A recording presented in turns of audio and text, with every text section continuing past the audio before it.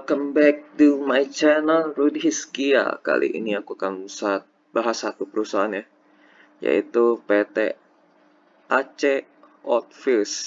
Kalau bacanya lebih bagus S Oilfields Tbk. Jadi kode sahamnya KUAS.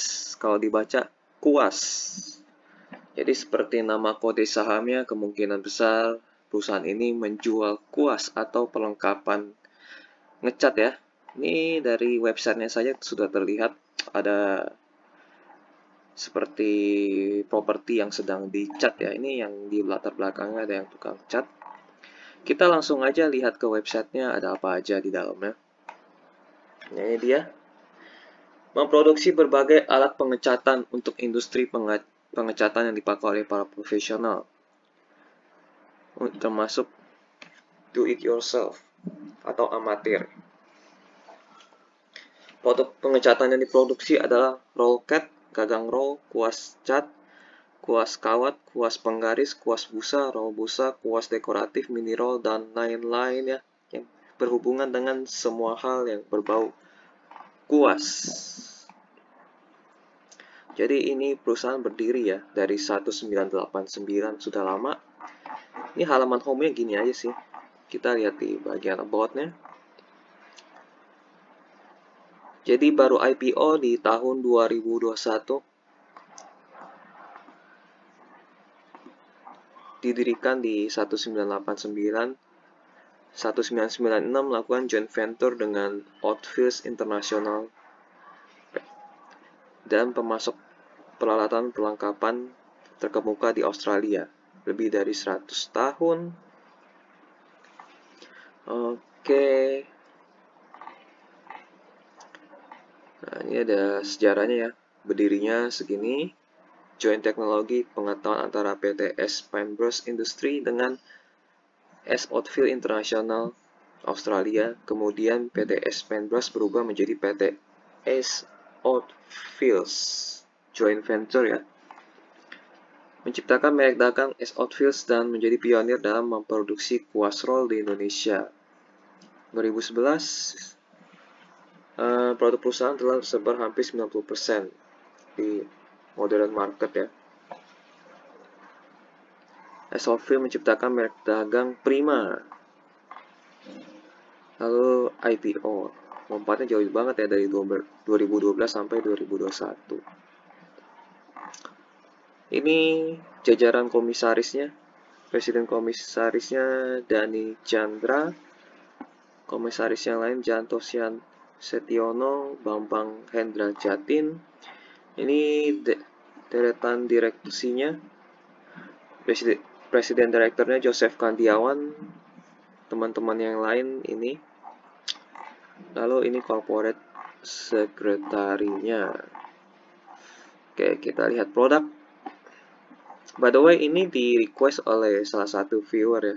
Jadi viewer ini request sahamnya cukup banyak. Ini tinggal sisa 2 perusahaan lagi. Dan rata-rata yang dia request ini saham-saham yang istilahnya itu seperti digoreng atau perusahaan yang baru IPO. Tapi nggak apa-apa, kita akan bahas. Dari semua yang dia request, cenderung sahamnya itu kurang menarik bagi investor ya. Tapi kalau nggak tahu bagi trader yang iseng-iseng atau mencoba peruntungan di dunia saham gitu kan, mungkin tertarik. Tapi kalau aku pribadi sebagai investor yang sudah lama ya, atau yang mengincar duit lebih banyak lagi, ya harusnya ini saham-saham yang kebanyakan dihindari ya, gitu. Oke, ini produk-produknya. Ada merek S Oilfields. Ini pengecatan untuk kalangan profesional dan amatir. Yang lainnya adalah produk Prima untuk harga ekonomis ya. Jadi ini yang buat kualitas, ini yang ekonomis Prima. Di seluruh modern market. Wah, jadi ada yang versi mahal, ada yang versi murah. Distributornya ada CSA, Mitra 10, Propan, dan lain-lain ya. Lalu investornya, ini kita lihat-lihat aja ya. nggak ada apa-apa sih karena mungkin masih baru.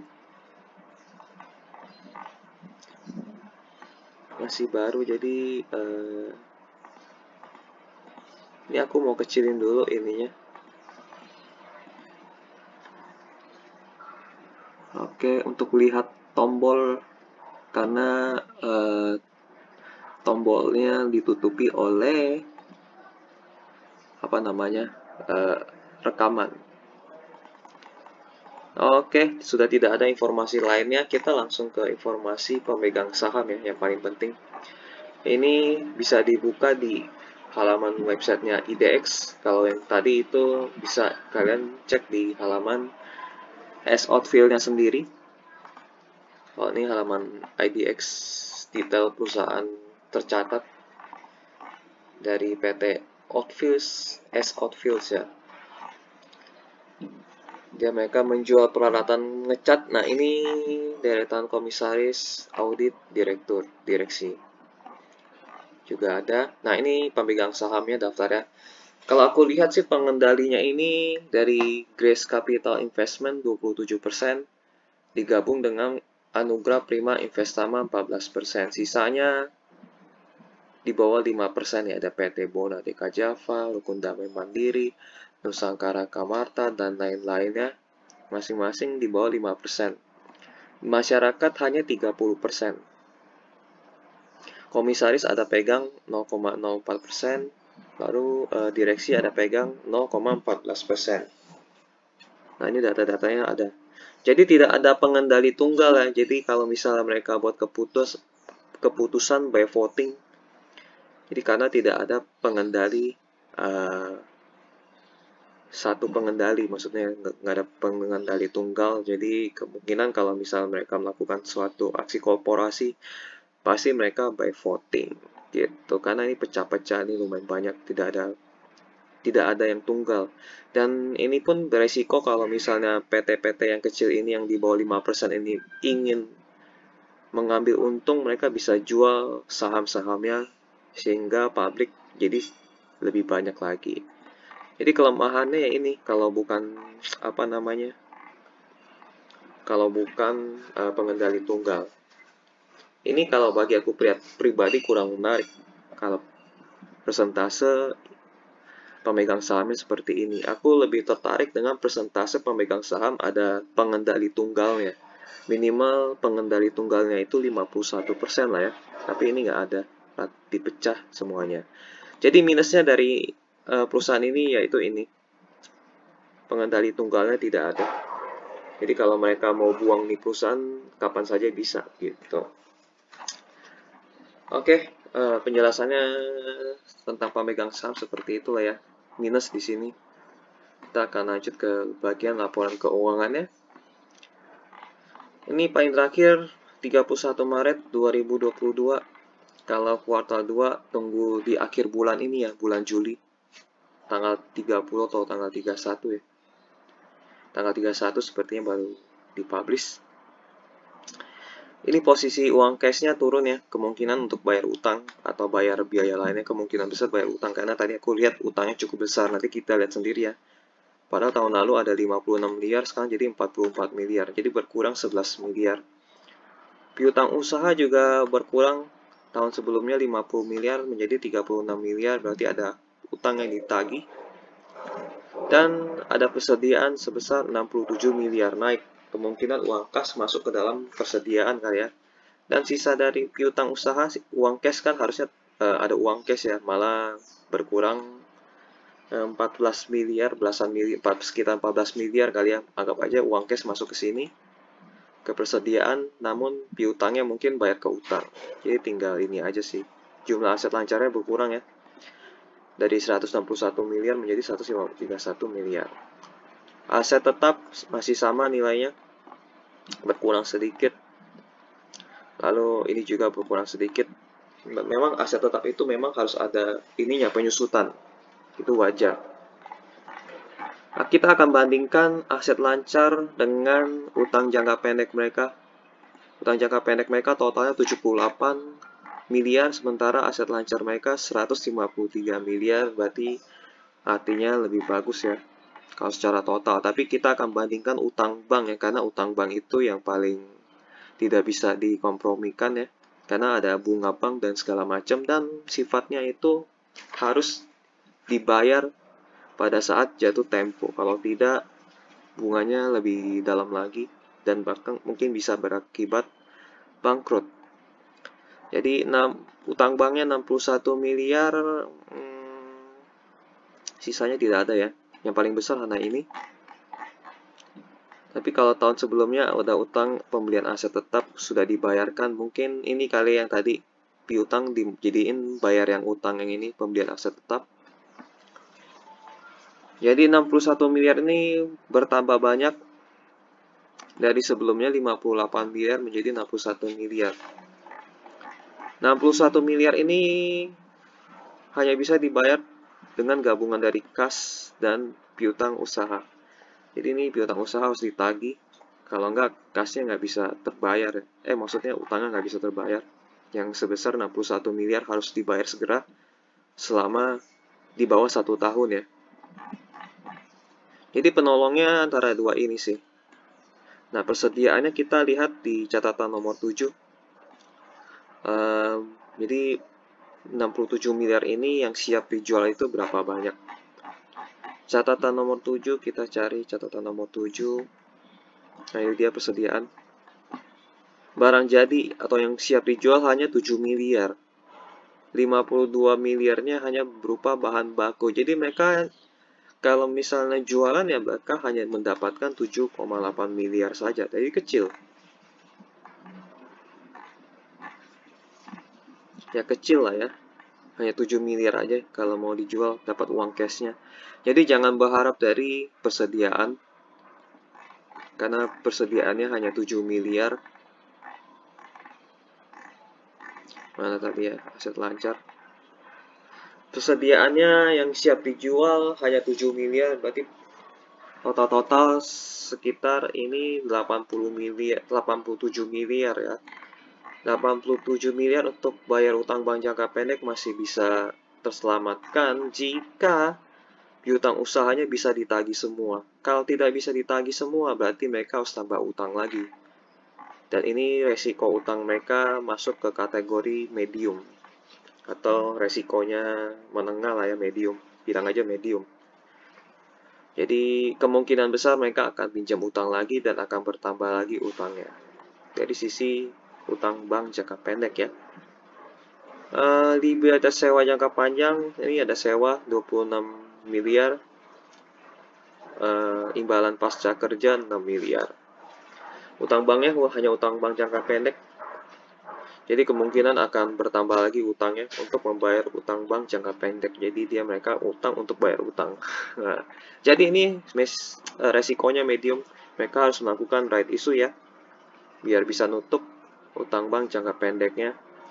Tapi kita lihat komposisi masyarakatnya hanya pegang 30%, masih bisa right issue untuk keluarin ke publik itu 10%, jadinya masyarakat jadi pegang 40%. Oke, utang medium resikonya kalau mereka gagal bayar yang ini bisa gawat. Tapi harusnya bisa mudah lah ya, karena bisnis mereka jalan gitu. Oke, ini laporan laba rugi. Tahun lalu 22 miliar, tahun ini 25 miliar, naik sekitar 10% lebih ya omset mereka. Dan margin laba kotor mereka juga lumayan tebal ya. Sekitar mungkin 30% atau 20% kali ya. Dan naik laba brutonya dari tahun lalu 5 miliar menjadi 7 miliar. Kita lihat apakah ini beban bunganya turun. Tahun lalu 1 miliar, tahun ini jadi 600 jutaan. Nah, ini juga turun beban umum dan administrasi. Jadi mereka menghasilkan laba sebelum pajak penghasilan itu 1,5 miliar ya. Lebih banyak dari tahun sebelumnya hanya sebesar 1 miliar. Bisnis mereka terbilang ini ya, omsetnya gede, cuman masalahnya laba bersih mereka jadinya jatuhnya kecil. Tahun lalu hanya data 850 miliar, tahun ini hanya 1,3 miliar. Karena banyak biaya yang dikeluarkan ya. Jadi bagaimana cara mereka membuat laba tahun berjalannya besar, ini harus ditinggiin omsetnya, penjualannya. Gitu. Jadi kalau dilihat dari sisi laporan laba rugi, mereka oke, menarik, tapi masalahnya margin laba bersih ke omsetnya itu kecil. Tapi margin laba kotornya oke. Margin laba kotornya oke, namun terkikis oleh beban umum dan administrasi 4 miliar, beban bunga keuangan 600 jutaan, dan lain-lain ini. Jadi mereka ruginya di sini.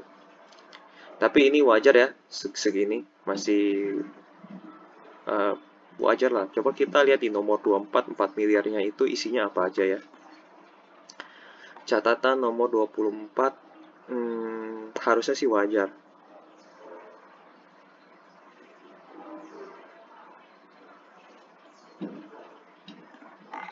Nah ini dia, beban umum dan administrasi.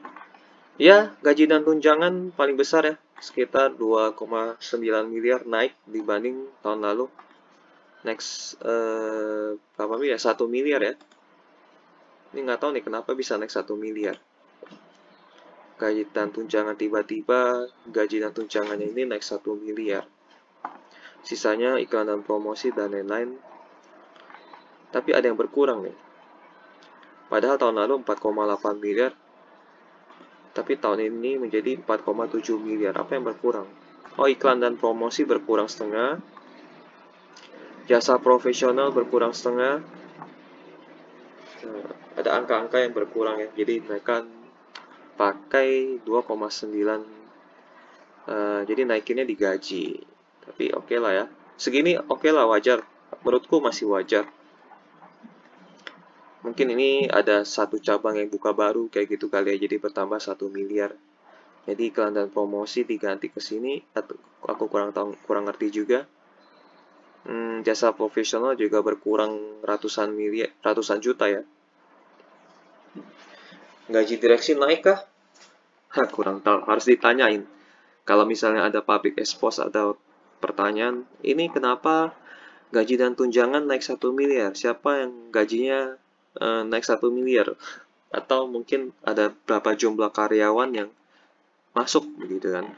Tapi ya, menurutku masih wajar lah ini ya, masih wajar. Oke, balik lagi ke laporan laba rugi.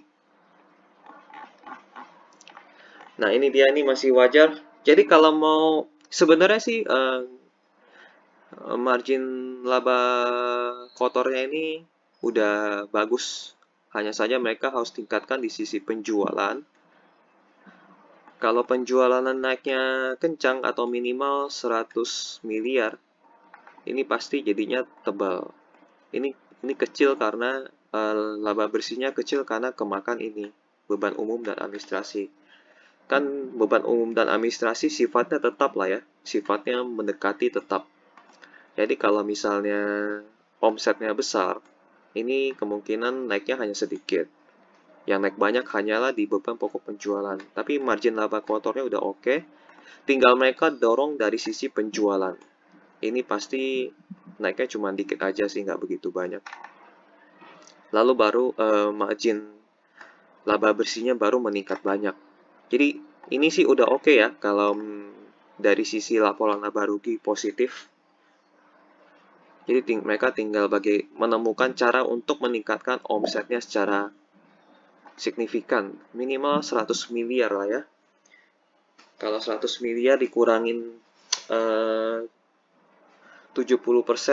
misalnya kan biayanya 70%, sisa 30%.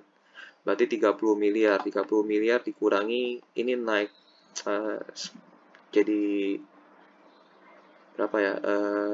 Misalnya nih omset 100 miliar dikurangin 70 miliar, sisa 30 miliar. 30 miliar dikurangin 5, enggak lah, nggak mungkin 5, 7 miliar. Jadi sisa 27 miliar. Ya lumayan. Hitung-hitung jadi laba tahun berjalannya jadi 20 miliar. Jadi omset 100 miliar, laba tahun berjalannya jadi 20 miliar. Jadi margin laba bersih mereka jadi 20%. Gitu. Jadi laporan laba rugi oke karena gross profit marginnya atau GPM-nya lumayan bagus. Cuman mereka yang saat ini cuma kurang di sisi ini. Jadi kuncinya, solusinya mereka harus perkuat dari sisi penjualan. Minimal 100 miliar gitu. Oke, langsung ke arus kas. Arus kasnya ini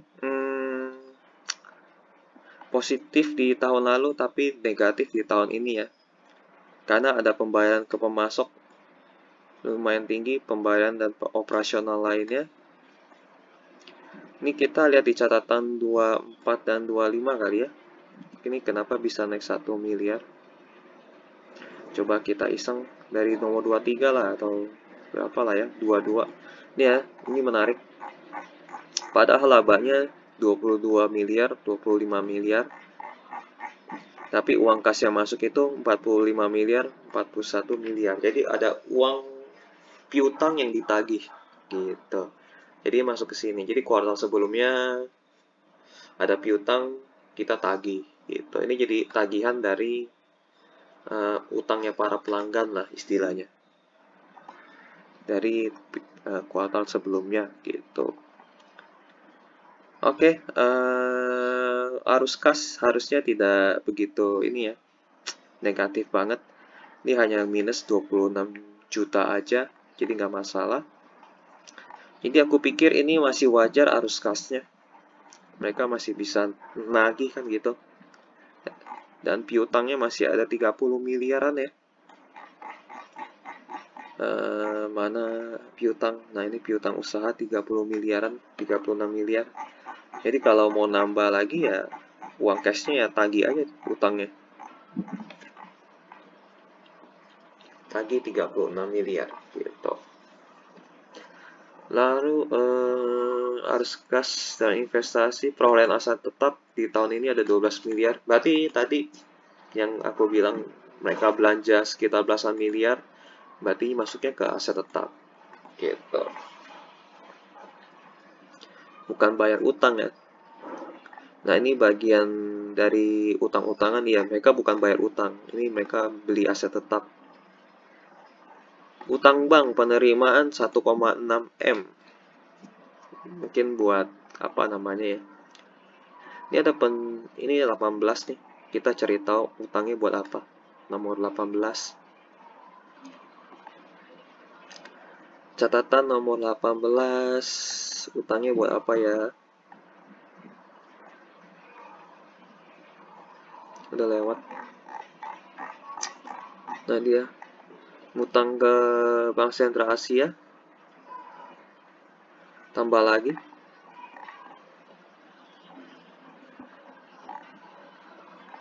Agunan yang akan diserahkan. Satu unit tanah bangunan yang terletak di sekitaran itu. Oh, oke. Berarti untuk bangunan ya.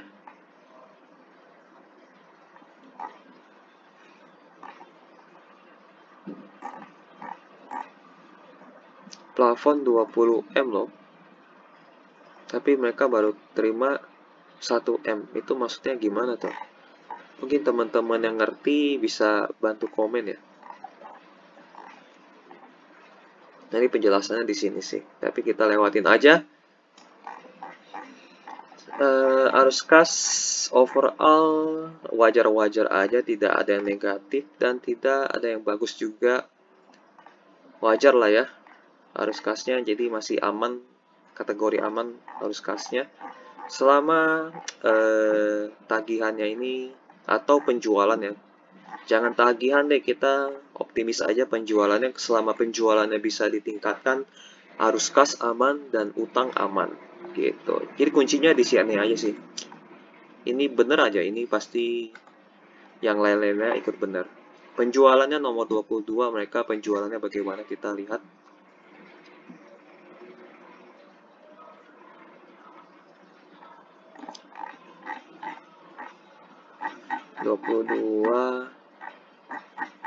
Nah ini dia penjualan lokal dan ada penjualan ekspor. Penjualan lokalnya turun ya, turun. Ini aneh lah hitungannya ya, padahal lebih besar di tahun lalu. tapi jumlahnya malah lebih kecil. Ini bagaimana nih? Apa jangan-jangan ini nol kali ya? Kurang ngerti lah ini. Ini hitungannya agak memusingkan. Jadi aku anggap yang benar itu yang hasil penjumlahannya saja ya.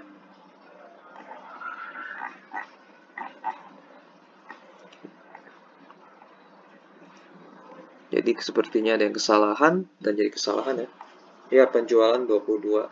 Aku ikutin yang ini aja. Oke, cara laporan keuangan terakhir mereka bisa dibilang dari sisi utang punya resiko menengah, tapi kalau dari sisi laporan laba rugi mereka oke ya. Mereka tinggal boost atau dorong di bagian penjualan ini. Itu aja sih. Jadi apakah menarik? Aku sih belum tertarik ya selama ininya belum mereka perkuat begitu. Mereka ada potensi jadi besar kan? Ada. Jadi aku bilang mereka dorong dari sisi marketing dan sales aja gitu. PR mereka ya. Kalau mereka berhasil mencapai 100 miliar per kuartal, nah kita aku mungkin baru akan mulai lirik gitu. Tapi yang menjadi bahayanya ini, mereka bisa buang kapan aja karena tidak ada pengendali tunggal. Mereka mungkin ingin memetik keuntungan dari penjualan saham gitu. Jadi aku nggak tahu mereka tipikal investor yang jangka pendek atau jangka panjang ingin memiliki selamanya. Jangan, kalau misalnya tipikal jangka pendek kita harus hati-hati. Siapa tahu nanti masyarakatnya jadi 100% kita nggak tahu. Dan itu bahaya gitu. Oke, sisi dari laporan keuangan biasa-biasa aja dan bahkan utangnya punya resiko menengah, tapi ada potensi ini jadi bagus. Tapi kalau dari sisi ini aku kurang tertarik dan menghindari ya karena bukan investor tunggal, pengendali tunggalnya tidak ada. Dan ini dari sisi highlight tahunan ya. Kita lihat omsetnya bertumbuhnya tipis banget loh. Selama 4 tahun hanya segini-segini aja. Dari 2018 omsetnya 136 miliar, 2021 139 miliar. Kita maklumin aja karena ada pandemi kali ya, jadi pertumbuhnya mepet. Tapi dari 2018 ke 2019 itu turun. Masalahnya di situ kan. Nah, laba bersih mereka terlihat ada pertumbuhan ya. Meskipun di sini kena pandemi dan segala macam, mungkin ada biaya yang turun, jadi laba bersihnya naik. Menariknya di sini, ekuitasnya juga bertumbuh ya, tapi pelan. Bertumbuh tapi pelan. Di sini mereka dapat dana IPO, jadi ekuitasnya naik atau dana suntikan ya. Kuartal satunya naik dari sisi omset, laba bersih, dan ekuitas.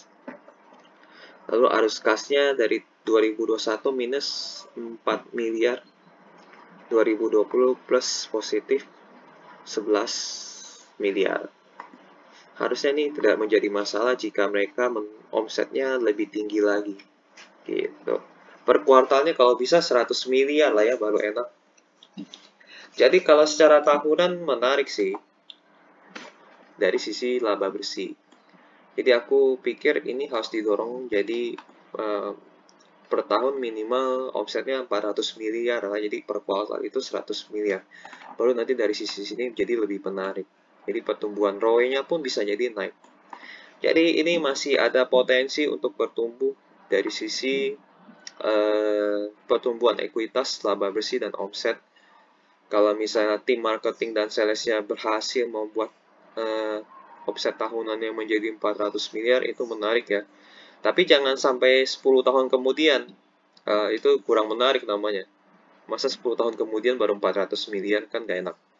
Kalau bisa ya paling cepet ya 3 tahun lah jadi 400 miliar, itu baru menarik. Kalau 10 tahun ke depan lagi itu memang karena kinerjanya gitu-gitu aja gitu. Jadi jangan, lebih cepat, lebih bagus menghasilkan 400 miliar dalam waktu dekat itu bagus. Oke, secara tahunan biasa aja. Menarikkah? Aku sih kurang menarik lah ya. Kurang menarik. Karena dari sisi ini ada negatifnya juga, dan omsetnya bertumbuhnya tipis-tipis begini. Ini yang bikin kurang menarik.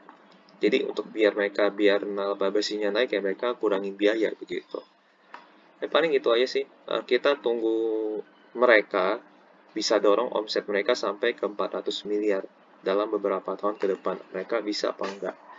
Gitu. Kalau masih tetap segitu-segitu aja, naiknya dikit-dikit gitu kan, itu jadi kurang menarik. Karena biaya administrasi mereka cukup tinggi ya. Nah, ini biaya administrasi jadi kemakan. Kalau omsetnya segini-segini terus, ya omsetnya kemakan terus sama biaya umum dan administrasi. Gitu. Paling gitu aja sih. Masih kalau untuk sekarang masih kurang menarik. Aku akan suka jika omsetnya sudah mencapai 400 miliar. Oke, kita ke presentasi mereka ya. Aku mau minum dulu deh. Berdiri sejak 1989. Tadi kita udah lihat ya. Produsen pertama di Indonesia yang memproduksi kuas roll. Wow, mereka yang paling pertama. Ini brandnya kita kenal lah ya, S Hot Wheels. Yang bagi yang suka ngecat-ngecat pasti pernah sering dengar merek ini. Ada merek Prima, domestik, dan internasional. Tadi internasional kita udah lihat dikit ya, mereka paling banyak di domestik. Jadi kalau mereka bisa dorong di internasional lebih bagus lagi. Gitu. Ini kita udah lihat jajaran komisaris dan direksi. Nah, ini pemegang saham dan pengendali ya. Pengendali pasti yang ini. Oh, ini pengendali nih. 9%, 14%, 27%. Itu di total-total 27 tambah 14, 41 tambah 9 sama dengan 50 ya. Jadi 3 ini top pengendali ya dan masyarakat. Kalau mereka ini dari pihak mereka dan punya komitmen untuk tidak menjual ya, mereka tetap mengendalikan. Tapi kalau misalnya mereka jual ya, salah satunya ya ya ini jadi by voting gitu. Asal mereka bisa pegang komitmen aja. Yang dipermasalahkan yaitu komitmennya mereka. Laba bersih naik, penjualan naik, jumlah aset naik. Ekuitas naik karena IPO ya. Liabilitas turun. Masa sih? Liabilitas turun? Ya, liabilitas turun. Dari 31 Maret ke 2001 ke 2022. Turun ya. Turunnya 10 miliaran. Oh iya, ini utang pembelian aset tetapnya turun. Ini tapi masalahnya naik loh. Ini yang paling bahaya sebenarnya. Itu tetap resikonya menengah. Jadi ini cuman presentasi mempercantik. Presentasi mempercantik namanya. Kerjasama antara S Office dengan Bank Sentral Asia untuk modal kerja. Oh, modal kerja.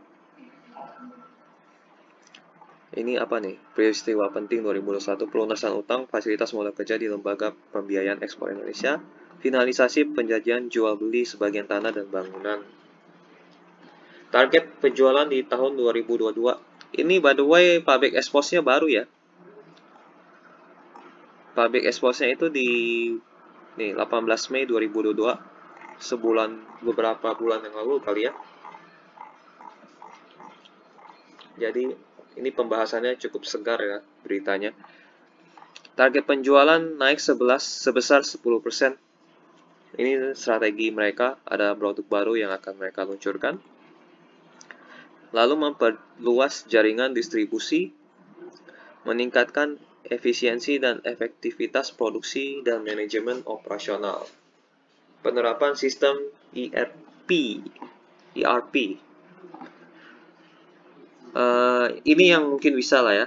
Tapi ini tergantung lagi dari marketing dan salesnya, seberapa hebat mereka bisa mendorong penjualan. Memperluas jaringan distribusi juga bisa, tapi yang paling kunci, paling ininya di bagian marketing dan salesnya mereka. Oke, ini strategi mereka udah bagus sih ya. Mereka targetnya di tahun ini tumbuhnya sebesar 10%, kita lihat bisa atau tidak. Tapi kalau dari kuartal 1 memang sudah kelihatan naik 10% lebih ya.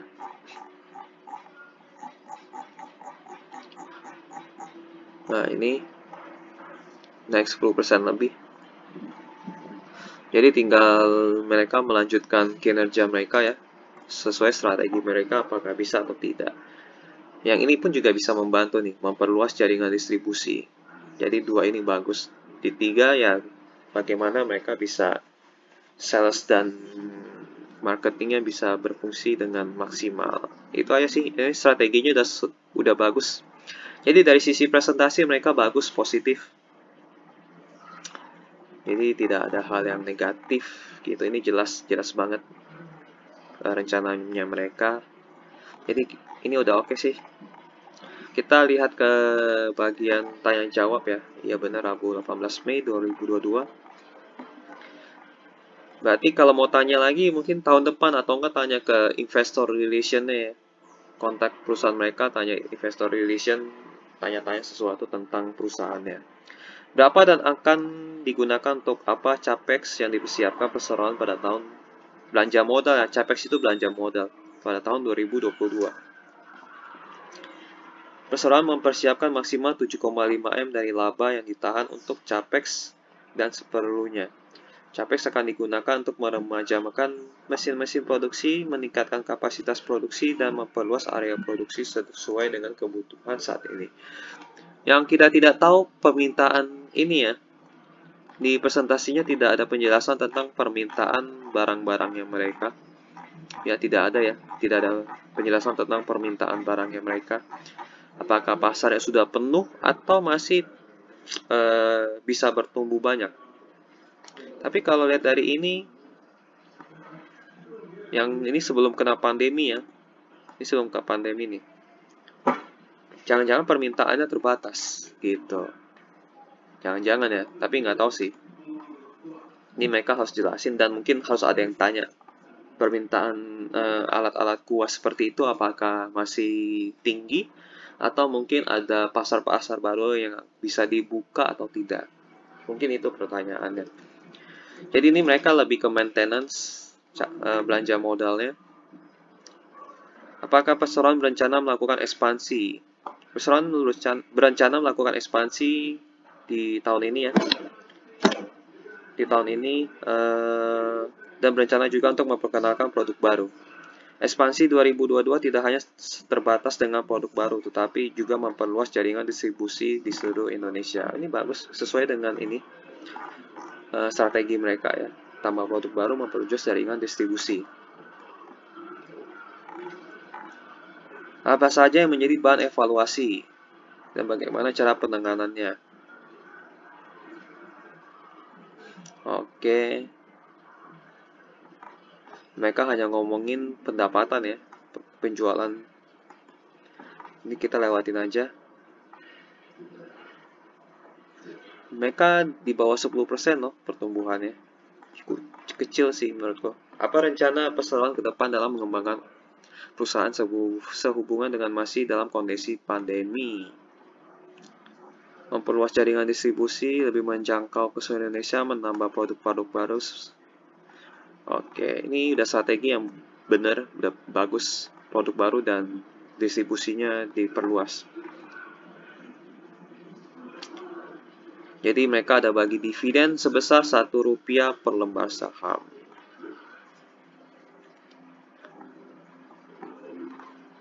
Oke, ini pertanyaan. Kenapa bisa menjadi perbedaan mencerok angka keduanya? Oh ini ya. Mengapa penjualan perseroan lebih besar di antara domestik dan internasional? Hasil penjualan domestik lebih besar dibandingkan internasional. Kenapa ya?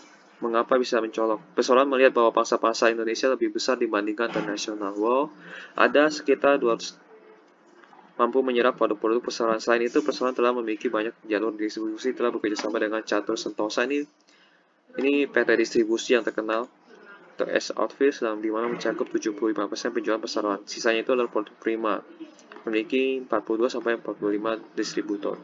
Oleh karena itu, perusahaan memang lebih fokus penjualan pada produk-produk di domestik untuk masyarakat Indonesia. Benar sih, strateginya udah tepat. Jadi bagaimana cara mereka menumbuhkan omset ya, mereka harus ada produk baru. Jadi tinggal mereka tambahin produk baru, lalu mereka akan sebar ke distributor-distributor mereka. Minimal kalau misalnya produk mereka bisa mendorong sampai omsetnya sampai naik 20% itu cukup baik. Apalagi 10% itu udah menarik. Jadi untuk perusahaan ini memang paling bagus menghasilkan produk baru. Jadi strategi mereka untuk menambah produk baru itu bagus karena distribusi mereka yang tetap sudah ada ya, lumayan. Jadi oke lah ya, strategi mereka sudah tepat. Tunggu bentar ya, kita mau kurangin noise. Nah, jadi strategi mereka menambah produk baru udah bagus. Kalau misalnya satu produk barunya muncul atau rilis bisa menaikkan omset 10% itu juga bagus. Ini distribusi nggak tahu nih apakah masih banyak distribusi yang belum terjangkau atau tidak. Kalau cuma sisa dikit berarti kesempatan pertumbuhan omsetnya juga kecil. Tapi kita lihat nanti ya perkembangan selanjutnya. Ini price to booknya mereka, valuasinya mereka ya. Secara price to book itu 0,66%. Kalau pernya itu tidak ada datanya di sini. Kita lihat dari sisi apa ya, dari RTI bisnis ya. Kuas itu pernya itu di angka berapa? Ini nggak muncul karena ini baru IPO jadi tidak muncul. Kalau di RTI bisnis valuasinya pernya itu 17 kali. 17 kali itu udah masuk hitungan mahal kali ya. Lebih mahal daripada industrinya. Industrinya sendiri hanya 9 kali. Ini masih 0,66 kali. Sementara industrinya 2 kali. Jadi secara harga harusnya sih di angka wajar ya. Karena PR-nya terlalu tinggi.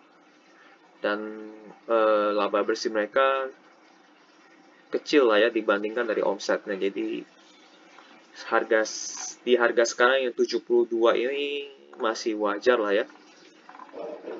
Jadi kita tunggu dobrakan dari ini, omset mereka, penjualan mereka. Apakah produk baru mereka bisa mendorong omset yang mereka targetkan atau tidak. Gitu. Jadi valuasi aku akan state mereka di harga wajar 72 ini.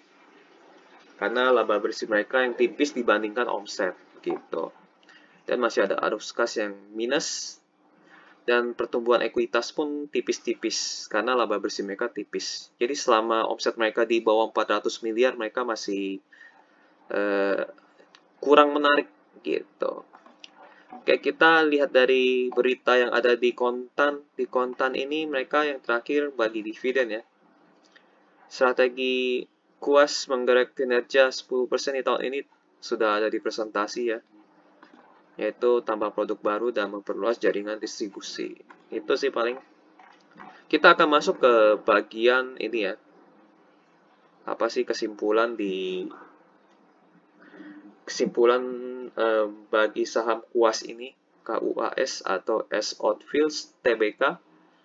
Kalau menurut opiniku pribadi, saham Kuas ini untuk saat ini kurang menarik. Seperti yang aku bilang ya tadi ya, mereka punya kelemahan dari sisi utang banknya ini yang bikin ngeri. Utang banknya bertambah 3 miliaran ya. Utang banknya bertambah 3 miliaran. Resikonya masuk kategori menengah. Lalu pengendalinya tercatat 3 sih. Grace Capital Investment, Anugerah Prima Investama, Bona Deka Java. Ini jadinya total sekitar 51% kali ya. Mereka jadi mengendalikan. Sisanya di bawah 5%. Nah, jadi kalau misalnya salah satu dari 3 ini jual sahamnya, ini berbahaya sih gitu. Tapi kita pegang komit. Semoga mereka berkomitmen gitu lah ya. Oke, kita anggap mereka berkomitmen, jadi kita di bagian sini aja sih. Jadi secara posisi keuangan saat ini mereka masih kurang menarik. Tunggu sampai mereka sampai setahunnya itu menghasilkan 400 miliar.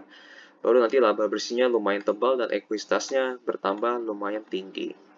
Kita lihat ke depannya apakah sampai akhir tahun ini mereka pertumbuhan penjualannya bisa 10% atau tidak. Kalau mereka sanggup minimal 10% atau bertumbuh lewat dari 10%, itu bagus.